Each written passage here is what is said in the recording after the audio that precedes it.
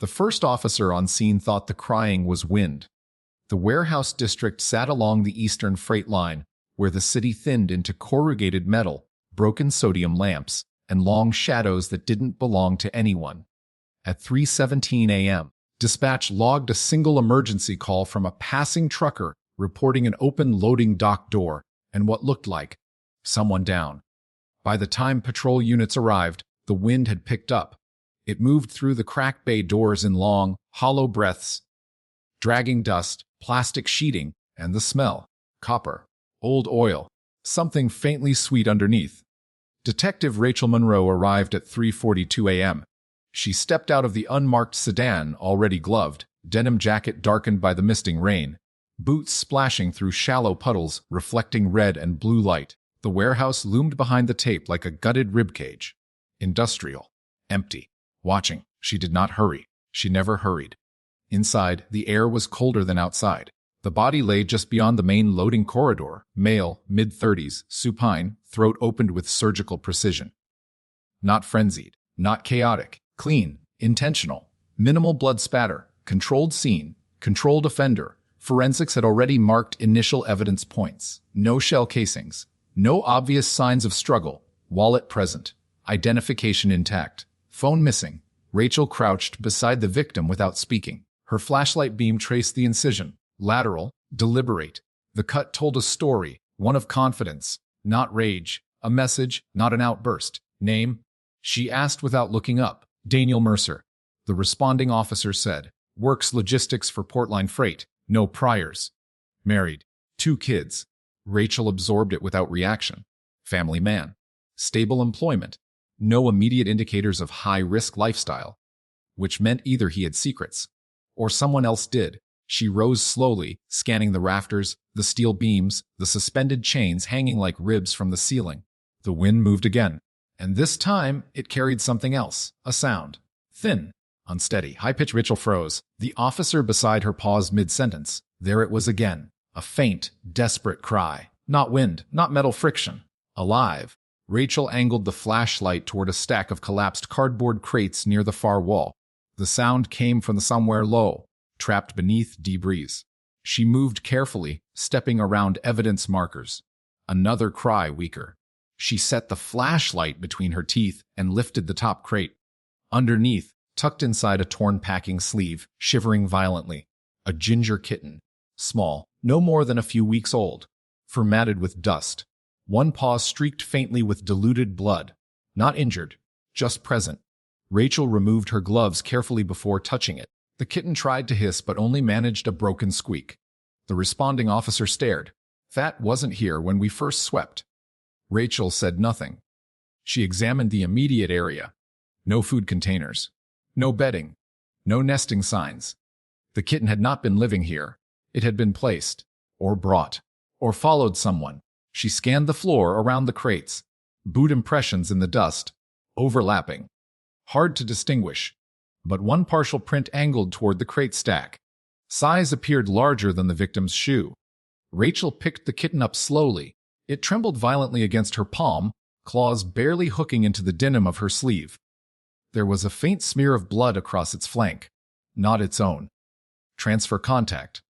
The kitten had brushed against the victim, or the killer. Rachel stood and looked back at Daniel Mercer's body. Controlled incision. No signs of prolonged torture. Phone missing. And now, a living variable introduced into a sterile scene. Offenders who plan rarely tolerate unpredictability. Animals are unpredictable, which meant one of two things. Either the kitten was incidental, or it was intentional. She handed the kitten gently to a uniformed officer. Box. Towel. Keep it warm, she said. Do not remove any trace from its fur until forensics swabs it. The officer blinked. We're processing the cat. Yes. Her tone made it clear that was not a question. Rachel stepped back toward the body. A single cut. No defensive wounds. No binding marks. Which meant Mercer either trusted his attacker or never saw the blade. Rachel turned toward the loading dock entrance. Rain streaked sideways through the opening. The warehouse cameras. She noticed the mounts immediately had been removed, not broken. Removed cleanly from brackets. Premeditation. She checked her watch. 3:58 a.m. Time of death estimated roughly 1 hour prior based on lividity onset and body temperature differential against ambient cold air, which placed the murder around 2:50 to 3:10 a.m. The kitten cried again from the evidence box. Rachel's gaze shifted slowly. A killer who sanitizes cameras, leaves wallet, takes phone, executes with precision, and allows, or introduces, a living witness with fur and claws. That contradiction mattered. She stepped outside briefly to inhale cleaner air. The rain hit her face in fine needles. Behind her, the warehouse lights cut through drifting mist like interrogation lamps.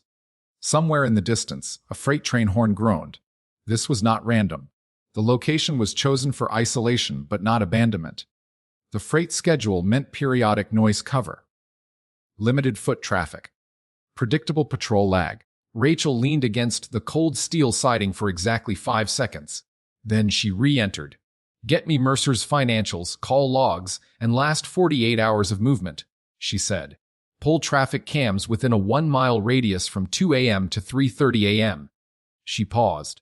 "And find out who owns that building." The officer nodded. Rachel walked back toward the kitten. It had stopped crying now, curled into the towel, eyes half closed, trusting. She crouched beside the box again.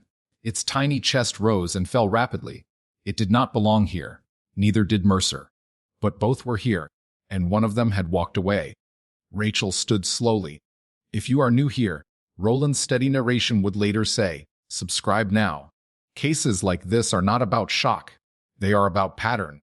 And patterns only reveal themselves when you follow every detail, even the ones that seem small. Rachel did not believe in coincidences. Not in controlled crime scenes. Not at 3 in the morning. Not when something fragile had been left behind. She gave one final look at the rafters. Then at the body. Then at the kitten. Some killers remove evidence. Some stage messages. And some leave something breathing. Block 1 ends with a single unanswered question hanging heavier than the rain outside. Why was the kitten still alive? Daniel Mercer left his house at 9:14 p.m. That much was confirmed before sunrise. Security footage from his suburban street showed him backing out of his driveway alone. No visible distress. No signs of being followed. He drove east. Not toward the port where he worked, but toward the industrial district. Voluntarily. Rachel stood in the digital forensics lab just after 7 a.m., arms folded, watching the footage play in silence. Wife says he told her he had an emergency shipment issue. The analyst said, something about a container discrepancy. Portline confirmed that. Rachel asked, no active alerts logged last night. Which meant Mercer either lied to his wife, or someone used his work as leverage. Rachel watched the timestamp tick in the corner of the screen. 9:14 p.m. departure, estimated time of death between 2:50 and 3:10 a.m. That left nearly 6 hours unaccounted for. Phone still offline, she asked. Powered down at 2:36 a.m. No signal since. The phone had not been smashed, it had been intentionally disabled. Controlled offender. Again, Rachel turned away from the screen and walked toward the temporary holding crate in the corner of the lab. Inside, wrapped in a gray towel, the ginger kitten blinked up at the fluorescent ceiling lights. Forensics had completed surface swabs. Trace blood confirmed as Mercer's. No additional foreign DNA found in immediate fur samples. No microchips. The tech added. Local shelters don't have matching intake records. No collar indentation either. Not a stray long-term. Too clean beneath the dust. Too young to have survived alone in that district. Someone transported it. The question was who? Rachel crouched beside the crate. The kitten's eyes tracked her movement. Unafraid now, its small body shifted, pressing toward the front grate as if recognizing something steady in her posture. Anything on the warehouse owner? She asked without looking away. Property registered to a shell company. East Harbor Logistics Holdings, incorporated 3 years ago. Minimal activity. Connected to Portline. Indirectly. Shared freight contracts 2 years back. Nothing recent. Rachel stood slowly. Mercer drives to warehouse. Warehouse owned by dormant logistics shell. Cameras professionally removed. Phone disabled. Surgical incision. And a kitten placed near stacked crates, close enough to survive exposure, but hidden from immediate view. Intentional concealment. but not thorough, which meant the killer either wanted the kitten discovered or miscalculated. Rachel returned to the main table where crime scene photographs were laid out in sequence. Overhead angle of the body, close shot of the incision, wide angle of loading dock, and then a detail previously dismissed. In one corner of a wide frame near the crate stack, something metallic reflected light. Rachel leaned closer. Zoom that. The image sharpened. A small stainless steel object partially obscured by debris. Recovered? The evidence tech checked notes. Logged as miscellaneous scrap metal, not tagged high priority. Rachel's jaw tightened slightly. Bring it here. 10 minutes later, the item rested in an evidence tray under brighter light. It was not scrap. It was a veterinary scalpel handle. Blade missing. Professional grade. Rachel's gaze shifted toward the kitten again. Controlled cut. Surgical precision. Animal proximity. The pattern tightened. Run veterinary suppliers within 50-mile radius, she said. Recent purchases of disposable scalpel blades in bulk. You thinking vet? I'm thinking someone comfortable cutting tissue without hesitation. The analyst nodded and began typing. Rachel stepped aside and replayed body cam footage from the first responding officer. She watched frame by frame. Entry through loading dock. Sweep left. Sweep right. Pause. Wind sound then faint crying. Not constant. Intermittent. As if the kitten had exhausted itself. Which meant it had been there for hours. Likely since before the officers arrived. Meaning it was present during the murder. Which meant the killer tolerated its noise. Or ensured it would not interfere. Rachel slowed the footage further. Just before the officer approached the crate stack, a shadow crossed briefly along the far wall. She froze the frame. Back it up. They replayed. The shadow again. Subtle, possibly movement from flapping plastic overhead. Or something else. Angled distortion, she asked. Hard to say. Could be wind. Could be. Rachel did not like. Could be. She moved toward the whiteboard mounted along the far wall and began writing in clean, block lettering. Mercer come on prayer am ros rel vid pia diesa brel ler scale pl hand lekn plus ntalive. She stepped back. One element disrupted the symmetry, alive. Most controlled offenders eliminate variables, noise, witnesses, movement. Yet the kitten remained. Unless it had served a purpose. She turned toward the analyst. Any history of Mercer with animal charities? Veterinary clinics? Pet ownership? The analyst scanned quickly. No current pets registered. Social media shows a family dog that passed 2 years ago. Rachel stared at the kitten again. It had begun grooming one paw absent-mindedly, small pink tongue flicking across fur that still carried microscopic evidence. Unaware of its role, or perhaps central to it. A new notification pinged on the analyst's screen. Got something, he said. Mercer received a call at 1:58 a.m. from a blocked number. Duration 2 minutes, 12 seconds. What cell tower? Pinged near the warehouse district. Meaning whoever called him was already there. Or close. Rachel leaned over the screen. Can we triangulate approximate origin? Working on it. The lab hummed softly with electronics and fluorescent buzz. Rachel's phone vibrated. Uniform officer from Mercer's residence. Detective. Wife confirmed he left in a hurry. Said he seemed tense but not scared. She thought it was work. Did he take anything unusual? Rachel asked. Just his phone and car keys. No overnight bag. No defensive preparation. He believed he would return. Rachel ended the call. Her gaze returned to the scalpel handle. Veterinary tool. Not standard warehouse equipment. Which meant it was brought in. Which meant premeditation. Which meant someone wanted Mercer there. Alive. Until he was not. Triangulation ready, the analyst said. Rachel approached. The origin of the blocked call mapped within a 3-block radius of the warehouse. Pull businesses within that zone. Clinics. Storage units. Residential leases. As the list populated, one name caught her attention. Harborview Animal Care. Located 2 blocks north of the warehouse. Open until midnight. Emergency on-call service overnight. Rachel did not blink. Staff list, she said. Within seconds, the names appeared. 5 veterinarians. 2 techs. 1 night on-call rotation. Last night's on-call Dr. Elias Grant. Rachel memorized the name without expression. Background: no criminal record. Licensed. 8 years in practice. Recently divorced. Rachel's eyes narrowed slightly. Divorce within last year. Financial strain likely. Emotional instability possible. But speculation meant nothing without evidence. Pull his phone records, she said. That'll need warrant. Draft it. She looked again at the kitten. Ginger fur-catching sterile lab light. Small. Silent now. A variable that did not fit. Or fit too well. She turned to leave the lab. Keep the kitten here for now, she said. Temperature controlled. No outside handling. You planning to adopt it? The tech asked casually. Rachel paused in the doorway. She did not answer. Outside, morning light crept across the precinct windows. The city resumed normal rhythm. Traffic. Commuters. Coffee lines. Somewhere within it moved someone who had cut a man's throat with clinical precision and left something alive beside him. Rachel adjusted the collar of her denim jacket and walked toward her office.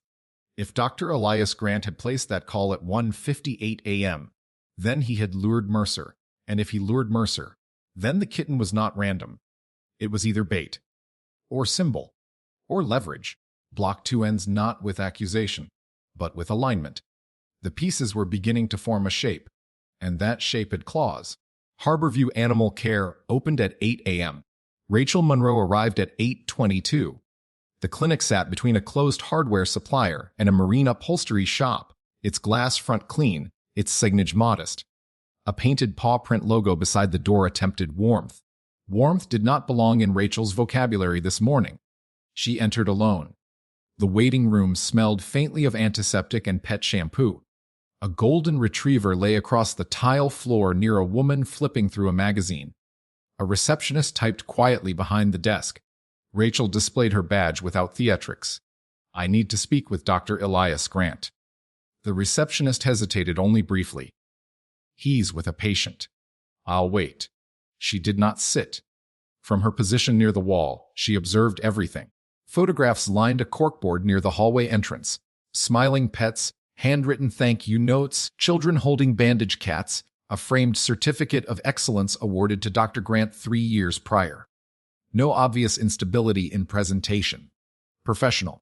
Well regarded. The hallway door opened at 8:37. A tall man in his late 30s stepped out, removing gloves. Dark hair. Clean shave. Calm posture. Measured movements. He did not appear surprised to see a detective waiting, which Rachel noted immediately. Dr. Grant, she asked. Less. His voice was steady. Controlled. Educated tone. I'd like a few minutes. He removed his surgical mask slowly. Is this about the warehouse? Rachel did not react outwardly. How did you hear about that? It's a small district. Police cars were visible before sunrise. He held her gaze evenly. Not defensive. Not overly curious. Controlled. She stepped closer. Where were you between 1:30 and 3:30 this morning? At home. Alone. Yes. No emergency calls. I was on call but did not receive any. Rachel watched his pupils carefully. Minimal dilation. Breathing stable. What is your relationship with Daniel Mercer? A fractional pause. I don't believe I know him. Rachel let silence stretch. It was a tool. People rushed to fill silence. Grant did not. She adjusted her stance slightly. We have records indicating a blocked call was placed from a cell tower within 3 blocks of the warehouse at 1:58 a.m. That radius includes this clinic. That does not place the call inside this building. Grant replied evenly. Correct.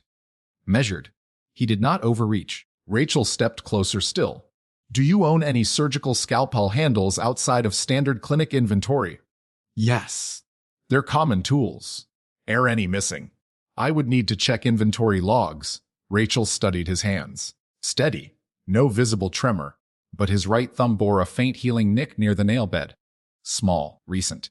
You sustained that injury when? She asked. Grant glanced down. Yesterday. Cat scratch. Rachel's eyes held his for a beat longer. Do you keep records of after-hours walk-ins? Of course. Then you will provide them. Grant nodded calmly. The composure was intact. Too intact. Rachel left the clinic at 9:12 a.m. with copies of overnight call logs and access to inventory documentation pending warrant approval.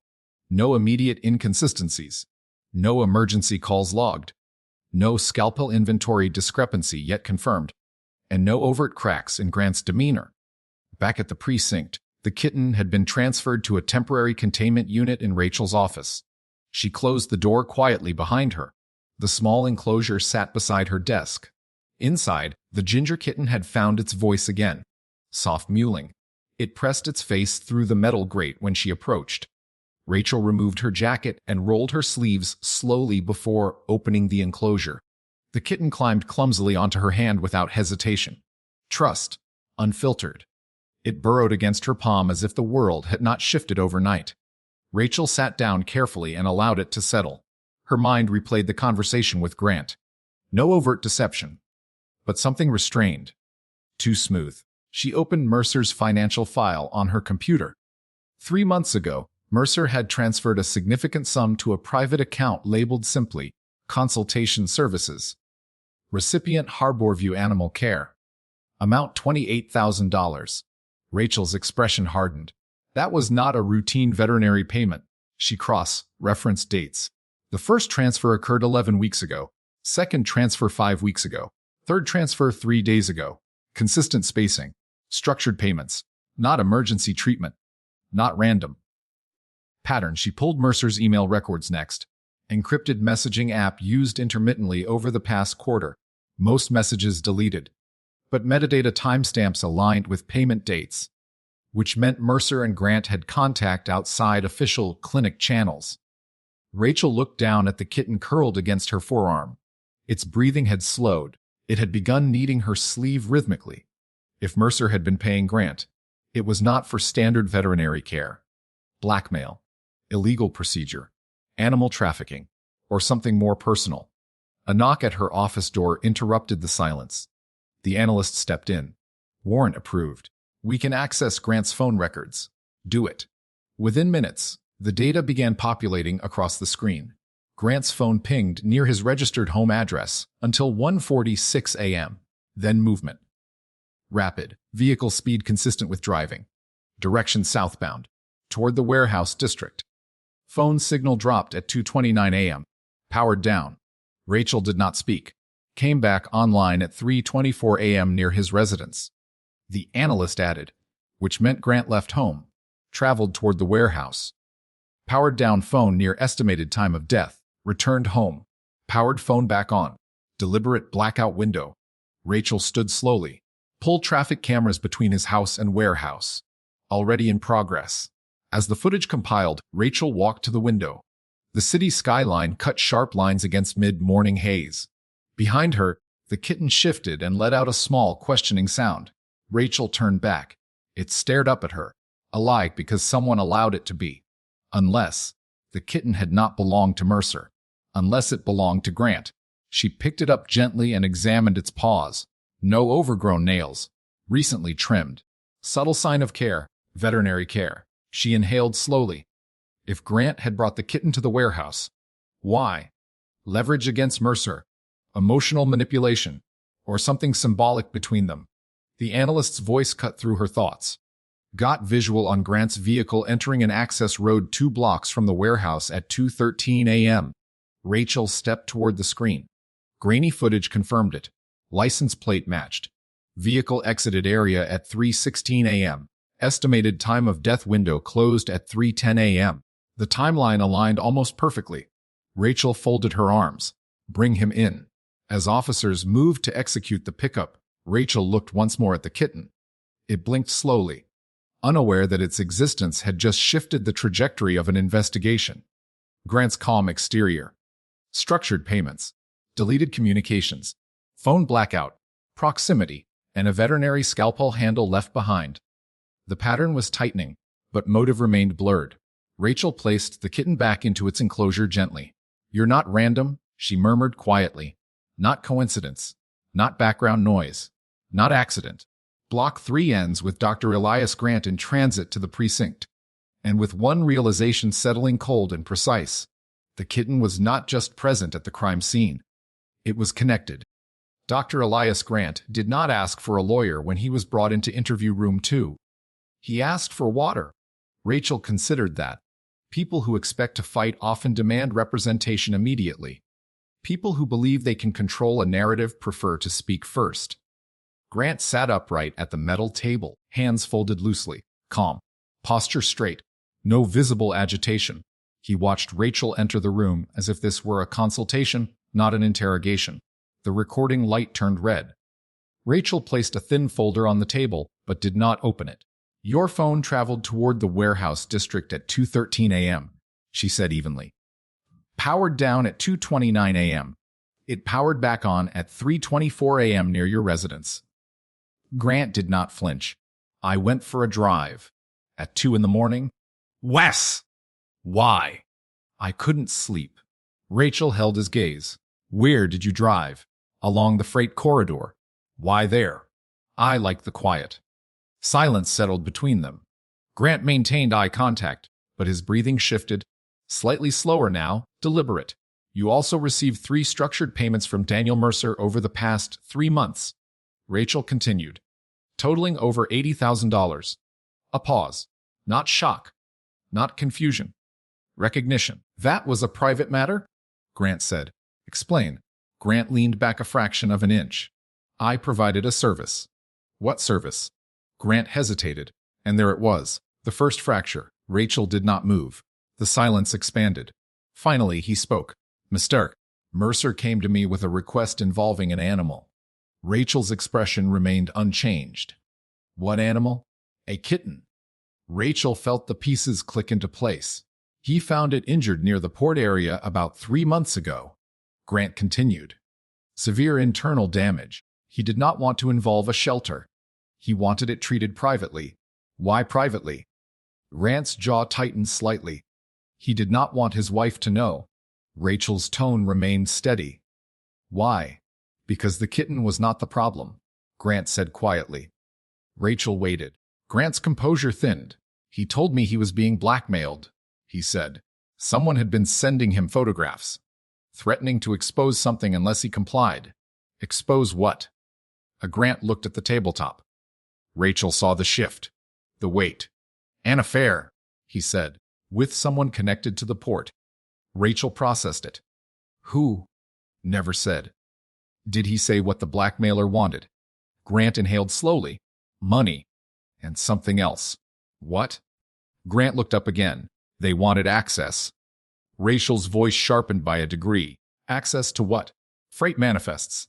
Shipping schedules. Temporary storage windows." The implications were immediate.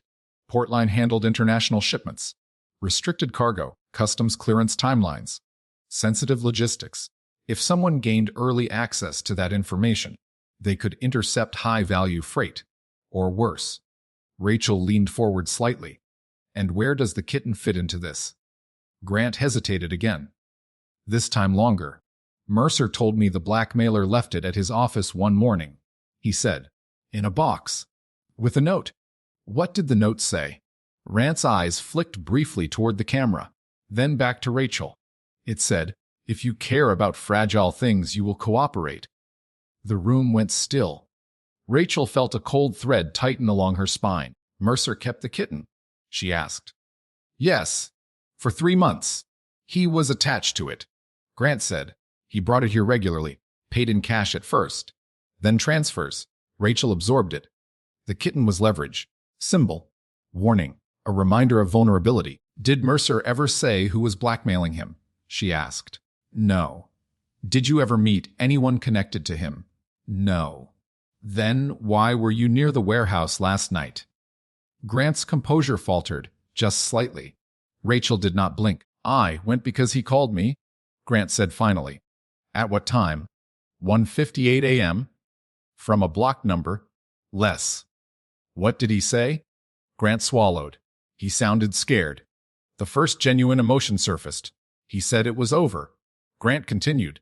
"He said he told them no. He said he would not give them anything else. And he asked me to meet him at the warehouse." "Wes." Rachel let silence stretch again. "When did you arrive?" "Shortly after 2:15. "What did you see?" Grant's breathing grew shallow. The loading dock door was open. I went inside. It was dark. I called his name. And? No answer. Then what? Grant's voice lowered. I saw him on the floor. Rachel watched for deception. None visible. Alive? She asked. No. Grant's jaw tightened. I checked for a pulse. There wasn't one. And you did not call the police.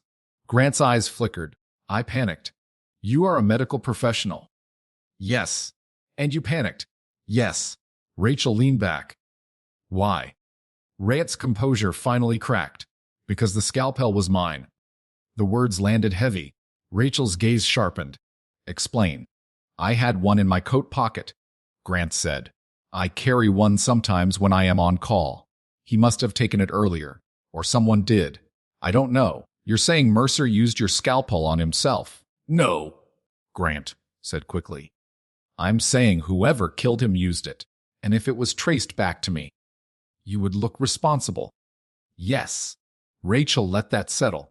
Did you see anyone else in the warehouse? Grant hesitated. I thought I heard something. What? A noise. Describe it. Grant's expression shifted unexpectedly. A cat.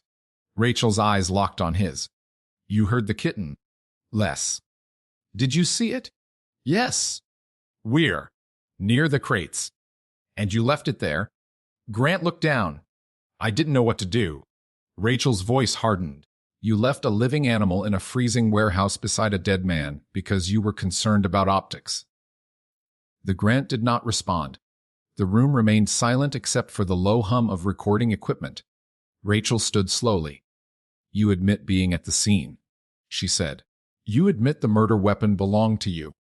You failed to report a body. Grant closed his eyes briefly. I did not kill him. Rachel studied him for a long moment. His timeline aligned with camera footage. His fear appeared genuine.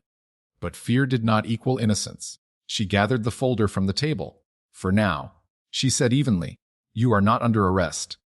But you are not leaving town. Grant nodded weakly. As she exited the room, Rachel's mind raced. If Mercer refused to cooperate with the blackmailer, and Grant arrived after the murder, then the killer had anticipated that call, or forced it. Which meant someone knew Mercer would reach out. Someone who understood his attachments. To information. To leverage. To fragile things. Back in her office, the ginger kitten stirred in its enclosure. Rachel opened it again. The kitten climbed into her palm immediately. Trusting. Oblivious. But central. If the blackmailer used the kitten as emotional leverage, then the kitten was not random bait. It was a long-term psychological tool, which meant the killer had been controlling Mercer for months.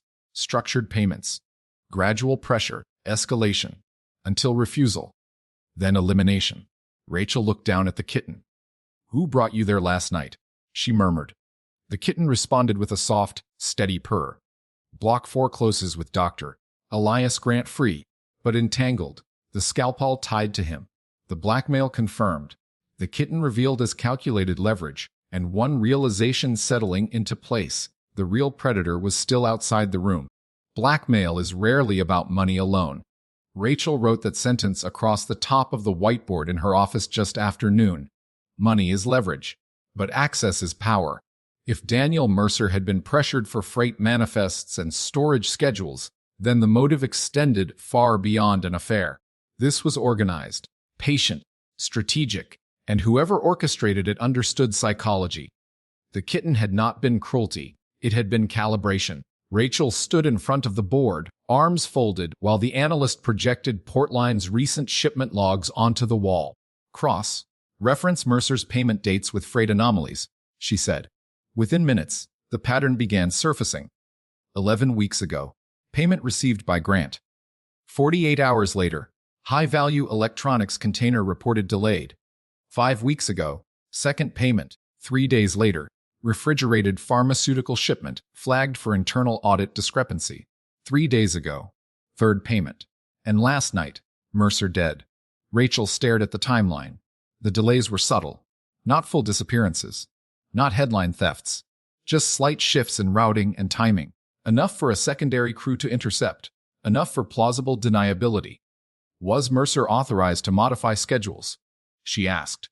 Limited access, the analyst replied. He handled temporary storage windows and customs release timestamps, meaning he could create small gaps, small blind spots. Rachel tapped the marker lightly against the board. Pull internal employee access logs. Who else viewed the same manifest on those dates? The analyst worked quickly. Names populated. Most were routine oversight, but one repeated across all three anomalies. Operations Supervisor Adrian Kessler. Rachel studied the name. Background: 8 years at Portline. Clean record. No financial red flags. Married. 1 child. She had learned not to trust surface stability. Where was he last night? The analyst pulled GPS data from company vehicle logs. Kessler clocked out at 6:40 p.m.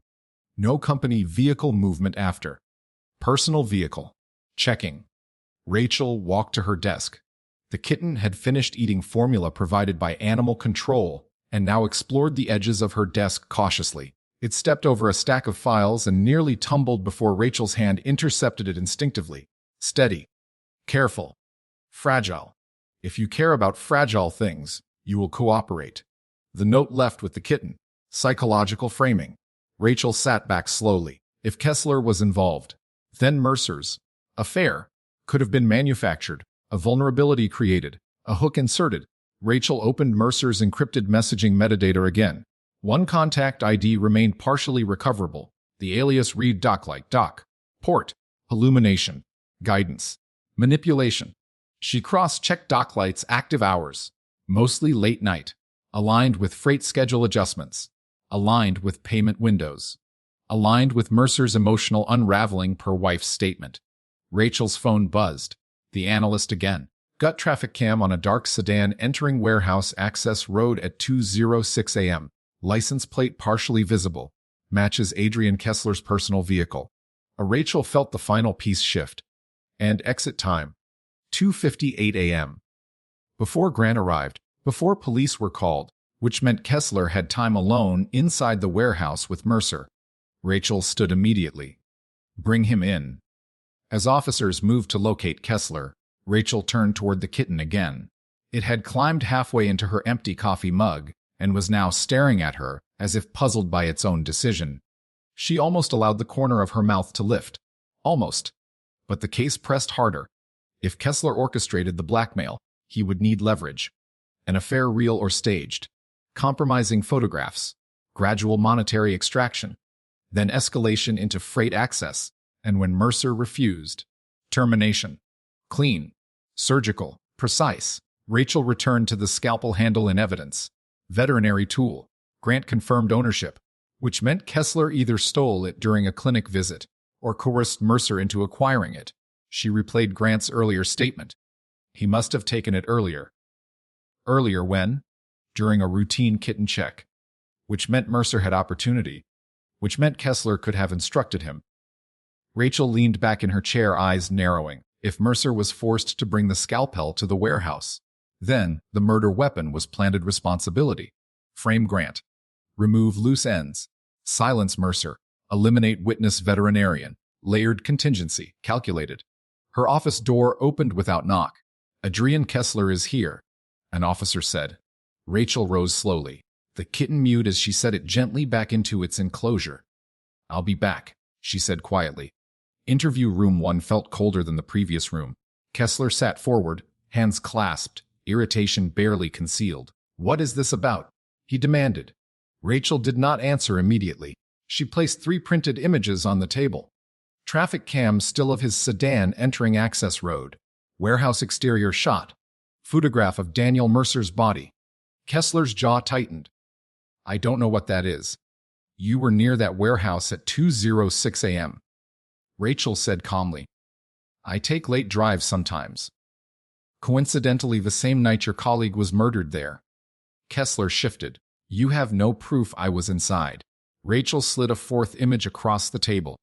A still from interior warehouse camera mount removal, timestamp from previous evening. Blurry. But figure build similar. You accessed Mercer's freight manifests on the same dates he made unexplained payments. She continued. That's my job. And you viewed temporary storage windows that were later exploited. Kessler leaned back. You're building a story. Rachel leaned forward slightly. Then help me correct it. Silence. She watched his breathing shallow now, controlled but strained. Did you know Mercer was being blackmailed? She asked. No. Did you know about the kitten? Kessler blinked. A fraction too slow. Rachel noticed. What kitten? He asked. Rachel did not break eye contact. The one left at his office with a note. Kessler's throat moved as he swallowed. I don't know anything about that. Rachel stood slowly. We have evidence placing you at the scene before time of death, she said. We have digital overlap with manifest manipulation. And we have a murder weapon traceable to someone you could easily frame. Kessler's composure cracked, not loudly, but visibly. You think this is about freight, he said, voice tightening. You have no idea how much moves through that port, how many people get cut out while executives profit. Rachel did not react. Mercer was weak. Kessler continued. He panicked. He was going to expose everything. Expose what? There it was. The fracture. You were not blackmailing him, Rachel said evenly. You were recruiting him. Kessler's silence confirmed more than denial could. And when he refused, Rachel continued, you eliminated him. Kessler's eyes hardened. You can't prove that. Rachel let the silence answer for her. Outside the room, officers waited, evidence accumulating. Phone location, vehicle timing, financial correlation, psychological manipulation through staged leverage, and one final variable, a kitten used as warning. Rachel gathered the photos from the table. Then let's keep proving it, she said. Block 5 ends with Adrian Kessler no longer defensive, but defiant, and with the investigation pivoting from blackmail to organized infiltration. The predator had a name, but not yet a confession. Adrian Kessler requested a lawyer at 1:14 p.m. The timing was precise. He had spoken just enough to reveal motive, but not enough to implicate himself directly. He understood the line between anger and admission. Rachel stood in the observation room behind the glass, watching him sit alone at the metal table. His composure had returned. That told her something important. Men who kill in panic unravel. Men who kill with structure stabilize quickly. Kessler was not spiraling. He was recalibrating. Rachel stepped away from the glass and returned to her office. The ginger kitten had climbed onto the back of her chair and was now precariously balanced, tail flicking with fragile determination. She reached up instinctively and guided it down before it fell. It resisted briefly, then settled into her palm. Alive because someone allowed it to be, or because someone underestimated it. Rachel set the kitten gently inside a small cardboard file box lined with a folded precinct sweatshirt. It curled immediately, claiming territory. She turned back to the evidence wall. Grant's timeline placed him at the warehouse after estimated time of death. Kessler's vehicle arrived before. Mercer's phone powered down shortly after Kessler's arrival. But something still bothered her. The scalpel. If Kessler framed Grant, he needed access to the tool. Rachel picked up her phone and dialed Harborview Animal Care. Inventory logs, she said when the clinic manager answered. Specifically, when was Dr. Grant's personal scalpel last accounted for? There was a pause as papers shuffled. It was signed out 3 days ago, the manager said. Marked as used for minor procedure. Not returned yet. 3 days ago. The same day Mercer made his final payment. Rachel felt the alignment sharpen. Mercer had visited the clinic with the kitten. He could have taken the scalpel then. Under instruction. Or coercion. Do you have security cameras inside the clinic? She asked. Less. I need footage from 3 days ago between 4 p.m. and 6 p.m. She ended the call and turned back to the whiteboard. If Kessler orchestrated this, he needed layers. Blackmail through fabricated affair. Incremental payments to normalize fear. Freight manipulation. And when Mercer refused to continue, a clean execution with a weapon traceable to someone else. Rachel replayed the warehouse scene in her mind.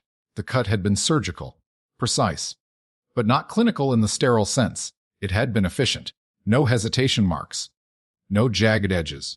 Whoever held that blade knew anatomy. That detail unsettled her, because while Grant had training, So did someone else. She pulled Kessler's personnel file again. Prior employment 2 years in military logistics support. Before that, incomplete pre-med coursework. Rachel's eyes narrowed. Pre-med. She accessed deeper records. Academic transcripts revealed 1 semester of advanced anatomy before he switched majors. Not a surgeon, but not unfamiliar with tissue planes either. Enough to replicate a clean lateral incision if practiced. Her office door opened. The analyst entered, holding a tablet. "Clinic footage," he said. Rachel watched as the video played. 3 days earlier, Mercer entered Harborview carrying the ginger kitten in a small carrier. He appeared tense, sweating despite mild weather. Grant greeted him. Routine interaction. At one point, Mercer stepped away toward a side cabinet while Grant turned to retrieve supplies. Mercer's hand lingered near a metal instrument tray. Camera angle partially obstructed, but when Mercer stepped back into frame, his right coat pocket sagged slightly heavier. Rachel paused the footage. Zoomed in, frame by frame. There. A subtle shift in fabric. He had taken it. Not clumsy. Not accidental. Intentional. Under direction. Rachel exhaled slowly. Mercer stole the scalpel 3 days before his death, which meant he anticipated its use, or was instructed to bring it. She walked back toward observation. Kessler sat motionless behind the glass. Rachel entered the adjacent interview room where Kessler's lawyer had just arrived. Middle-aged. Calm.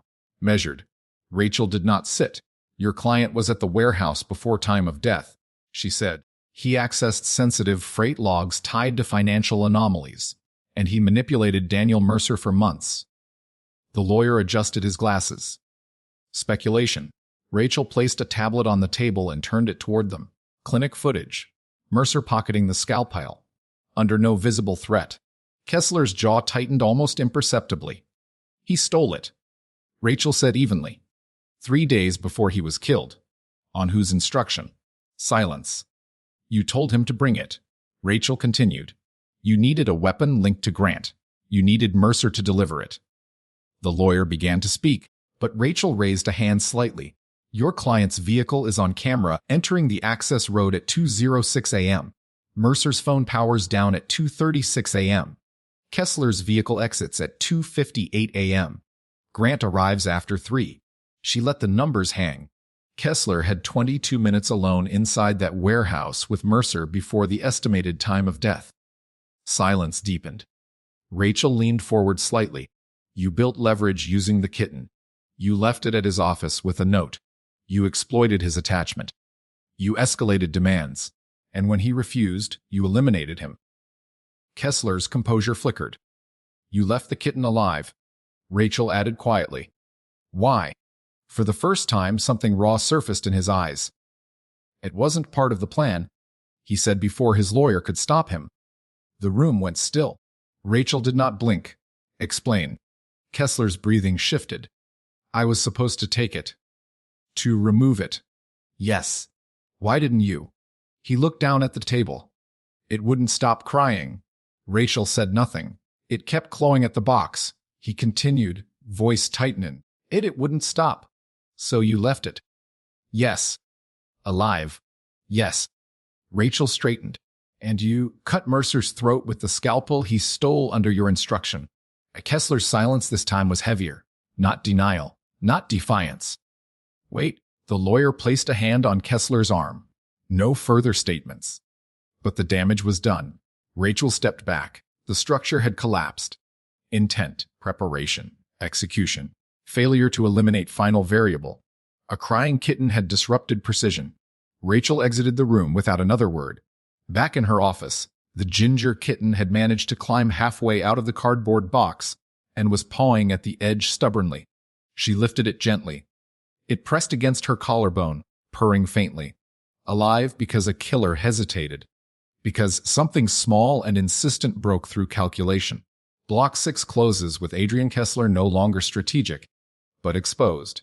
And with one fragile, persistent sound having altered the trajectory of a murder, Adrian Kessler confessed at 3:31 p.m., not in a dramatic collapse, not in shouting, not in rage. He confessed because the structure had failed, because timelines do not bend under pressure, because evidence does not negotiate. Rachel sat across from him as he stared at the tabletop, voice flat now, stripped of calculation. It was never supposed to escalate, he said. It always escalates, Rachel thought. Out loud, she said nothing. Kessler explained the beginning. Portline had been tightening oversight. Executive bonuses were climbing. Operational managers were being cut out of decision loops. He had discovered small routing gaps, narrow windows where high-value freight sat unguarded during transfer. Not long enough to trigger alarms. Long enough for a secondary crew to intercept selected cargo. He needed access to live manifest updates. Mercer had that access, so Kessler created leverage. He learned about Mercer's vulnerability through casual conversation, dissatisfaction, boredom, the hint of something reckless. The affair had been encouraged, engineered. Anonymous messages. Anonymous photographs. Then the box. The ginger kitten placed on Mercer's desk with the note. If you care about fragile things, you will cooperate. Why a kitten? Rachel asked. Kessler's eyes flickered. Because he had kids, he said. Because men like him need something soft to feel important. Rachel did not react. He continued. At first, Mercer adjusted small storage timestamps. Nothing dramatic. Then larger windows. Payments were routed indirectly through Grant's clinic under the guise of medical care to create plausible transaction cover. Grant never knew the larger context. When Mercer began hesitating, when he expressed fear that internal audits were closing in, Kessler escalated pressure. The final demand required significant manifest exposure. Mercer refused. He called Grant. He said he wanted out. He was going to talk. Kessler said quietly. He said he couldn't keep lying. Rachel watched him closely. So you arranged the meeting? Yes. At the warehouse? Yes. Why there? Neutral ground. No port cameras. Rachel already knew the answer. You instructed him to bring the scalpel. Kessler nodded. He thought I wanted to scare someone, he said. He thought we would stage something. Rachel felt the familiar cold settle. He didn't know, she said. No. When did you decide to kill him? Kessler's breathing grew uneven for the first time, when he said he would go to the police. And you cut him. Wes. From behind. Wes? Did he see it coming? A long pause. No. The admission did not carry triumph. It carried finality. And the kitten? Rachel asked quietly. Kessler closed his eyes briefly. I was supposed to take it. He repeated. But it kept crying. It scratched me. Rachel noticed the faint mark near his wrist. Documented. Photographed. It slowed me down, he said. I was already over time. So he left. He left Mercer bleeding on cold concrete. He left the kitten in a torn packing sleeve. He left the scalpel handle.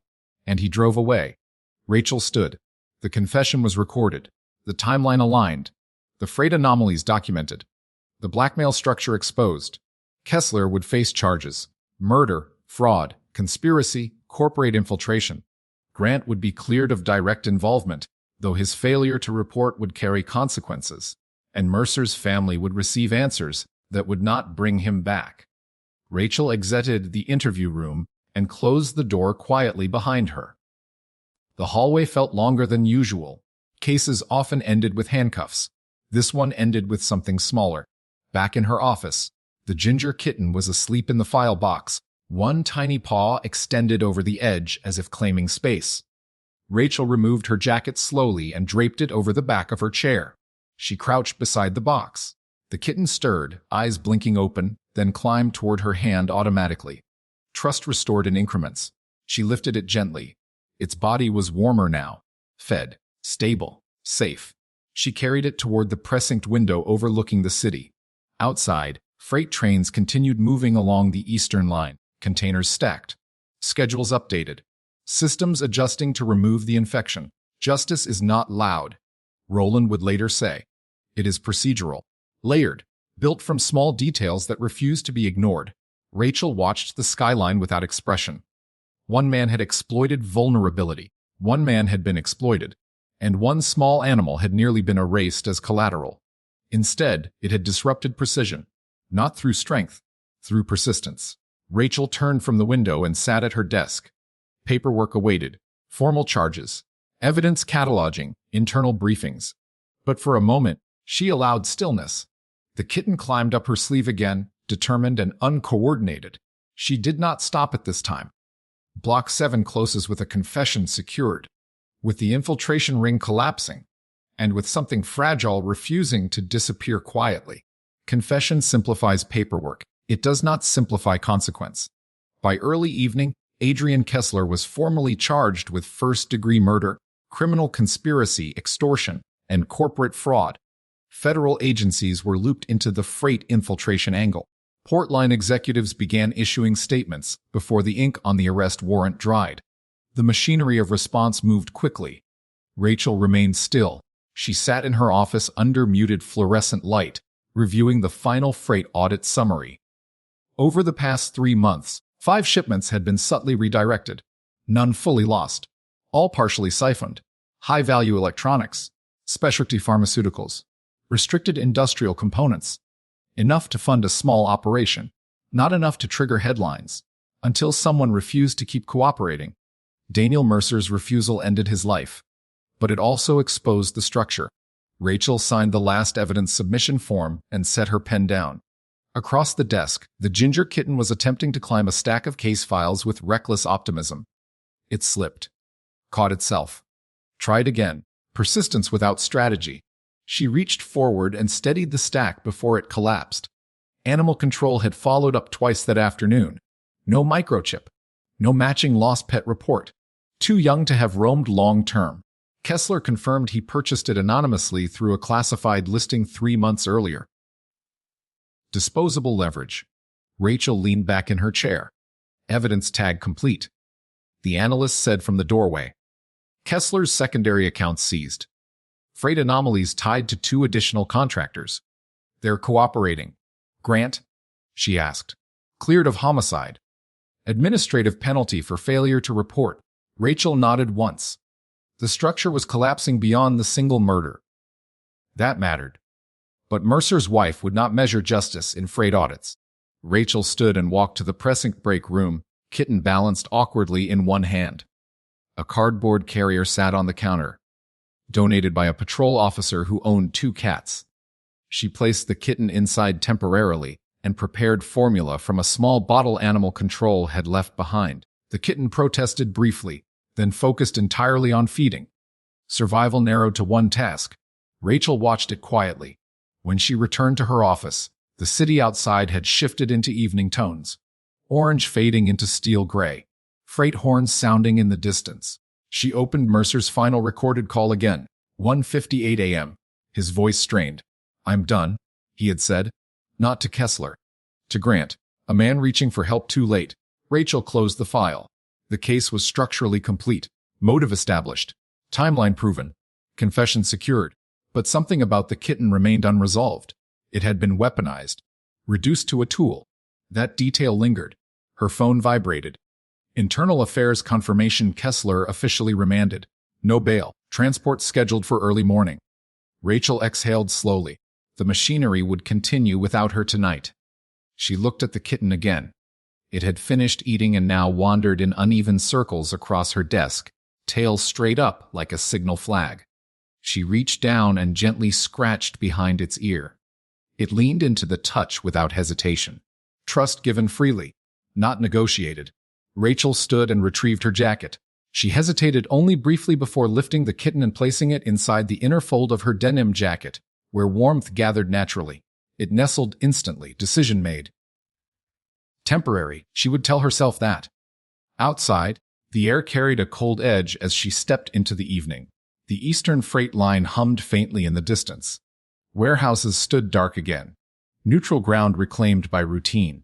Justice rarely announces itself. It simply replaces imbalance with consequence. Rachel reached her car and paused before opening the door. The kitten shifted slightly against her. Alive because it cried. Alive because it scratched.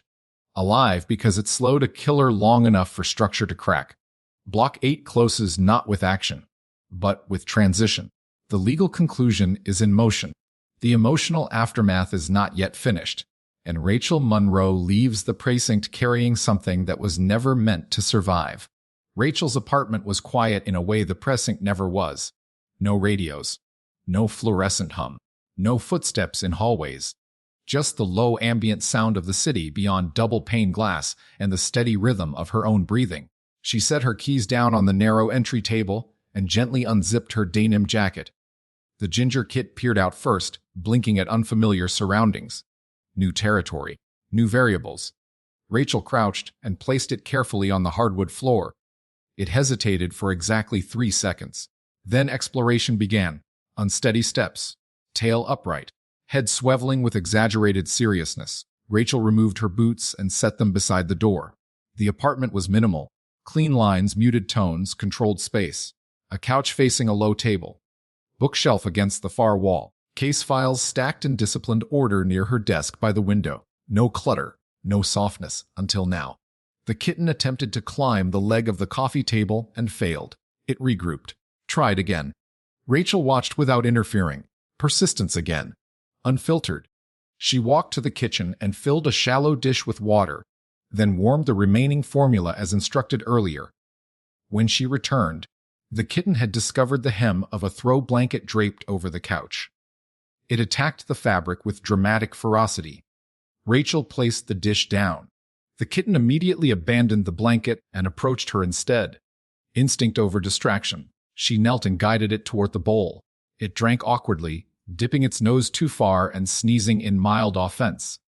Rachel almost allowed herself a sound resembling amusement. Almost.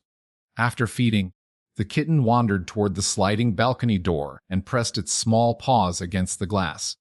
Beyond it, the city lights flickered across distant freight yards. Containers moved like silent geometry under floodlights. The same infrastructure that had hidden manipulation now resumed its rhythm without awareness of the disruption. Rachel stood beside the glass. "You were leverage," she said quietly. The kitten responded by attempting to climb her pant leg. She lifted it before claws found traction. It settled against her shoulder with startling ease. Trust again. Freely given. Rachel moved toward the small hallway leading to her bedroom and bathroom. She retrieved a folded towel and created a makeshift sleeping area beside the couch. Temporary. She repeated the word internally. Temporary. Her phone buzzed. Text from the analyst. Federal Task Force requesting full briefing at 9 a.m. Kessler being transferred overnight. Portline executives preparing internal restructuring announcement. The system was sealing itself. Rachel typed a brief acknowledgement and set the phone down. The kitten had climbed into the towel nest and circled twice before collapsing into sleep. No hesitation. No scanning for threat. Safe. Rachel dimmed the apartment lights and sat on the couch, elbows resting on her knees. In the quiet, the case replayed itself. Mercer's hesitation. Kessler's calculation. Grant's panic. The freight windows. The scalpel. And the cry. The thin, high sound that first cut through warehouse wind. If Kessler had taken the kitten as planned, the investigation would have been cleaner. The scene more sterile. Grant more vulnerable to framing. A crying animal disrupted timing, forced a decision, exposed a flaw. Small variables matter. They always do. Rachel leaned back slowly and closed her eyes for a moment. The apartment no longer felt entirely silent. A faint purring hum now filled the space, irregular but steady. She opened her eyes and looked toward the towel nest. The kitten slept on its back, one paw lifted slightly as if mid-argument with gravity. Vulnerability without awareness. Rachel stood and retrieved a small notepad from her desk. She wrote a single line across the top: fragility can be exploited. Then beneath it, fragility can also interrupt. She closed the pad and returned it to the desk. The clock on the wall moved toward midnight. Written in light. Not spoken. Rachel turned off the final lamp and allowed the room to darken. The city outside continued its quiet machinery. Inside, something fragile slept unguarded. Block 9 closes in stillness. The legal conclusion approaches. The emotional shift has already begun. One final block remains, not to solve the case, but to define what survives after it. Adrian Kessler was transferred at 6:12 a.m. Rachel watched from the pressing steps as officers guided him into the transport vehicle. He did not resist. He did not speak. The architecture of his plan had collapsed cleanly, like scaffolding removed after construction. Except what he built was not infrastructure. It was pressure. And pressure always leaves fractures. The vehicle door shut. The engine started. Consequence moved forward without ceremony. Rachel remained still for a moment after it pulled away. The freight line in the distance groaned awake under early morning movement. Containers shifted. Schedules updated. Systems continued. Inside the precinct, federal agents were already reviewing files tied to the freight infiltration. Additional arrests were pending. The operation Kessler believed he controlled was unraveling at scale. Daniel Mercer's name would not appear in corporate press statements, but the disruption traced back to his refusal, and to the night he said no. Rachel completed her final briefing before 9 a.m. Timeline confirmed. Weapon traced. Financial routing mapped. Blackmail structure documented. Confession recorded. Case status closed. Legally, procedurally, clean. She signed the last page and closed the folder. Roland's voice, steady and measured, would later frame it simply. When control becomes obsession, even small resistance can collapse the system built around it. Rachel returned home just after 10 a.m. The apartment door opened to quiet. The ginger kitten emerged from beneath the couch as soon as she stepped inside. It had discovered the shadowed space during the night and claimed it as temporary fortress. Now it ran toward her with disproportionate confidence. She crouched automatically. It climbed into her hand without pause, alive, unaware of legal conclusions, unaware of freight audits, unaware of how close it had come to erasure. Rachel placed her bag down and walked to the balcony door again. Morning light revealed the freight yards more clearly than the night before. Steel and order. Movement and containment. Behind her, the kitten attempted to climb the back of the couch again. This time, it succeeded. Barely. Rachel watched it balance along the cushion with exaggerated seriousness. Small victories. She moved into the kitchen and poured fresh water into the shallow dish. The kitten abandoned its perch immediately and followed. Instinct. Trust. Attachment forming without negotiation. Her phone vibrated once more. Message from Animal Control. If no owner located within 72 hours, placement options available. Rachel looked down at the kitten as it drank. 72 hours. A defined window. Temporary. The word felt less stable now. She crouched and ran a finger gently along the kitten's back. It arched instinctively into the touch. No fear, no hesitation. Outside, the freight line continued its rhythm. Inside, something fragile had crossed a threshold. Rachel stood and walked to her desk. She opened a new folder, typed a brief report addendum clarifying the recovery of the animal at the scene. Not as evidence, not as leverage, as living presence. She paused before closing the file, then added one final line. Subject removed from exploitative context. It was not standard language, but it was accurate. She saved the document. The kitten had now discovered the laces of her boots and was entangled with intense determination. Rachel lifted it free and held it at eye level. "You were never evidence," she said quietly. The kitten blinked slowly. The case had ended. Charges filed. Network exposed. Motive dismantled. The predator identified. But what remained was not the confession. Not the freight ring. Not the scalpel. What remained was interruption. A cry in the dark. A scratch that delayed precision. A living variable that refused to align with control. Rachel carried the kitten to the couch and sat down. It curled immediately against her hip as if the decision had already been made.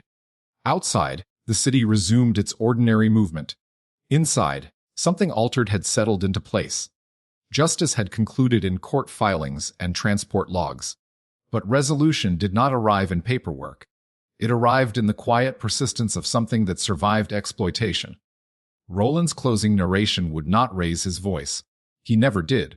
He would say, "Some predators believe control is absolute, that every variable can be calculated, that every weakness can be weaponized. But sometimes the smallest disruption is enough to fracture the design." Rachel leaned back against the couch. The kitten's purring filled the room in an even rhythm. 72 hours would pass. Animal Control would follow up. A decision would be formalized. But in this moment, it was simple. The fragile thing had survived. The system that tried to use it had not. Episode 12 ends not with a siren, but with stillness, a closed case, a dismantled operation, and a detective who carried home the one variable the killer failed to eliminate.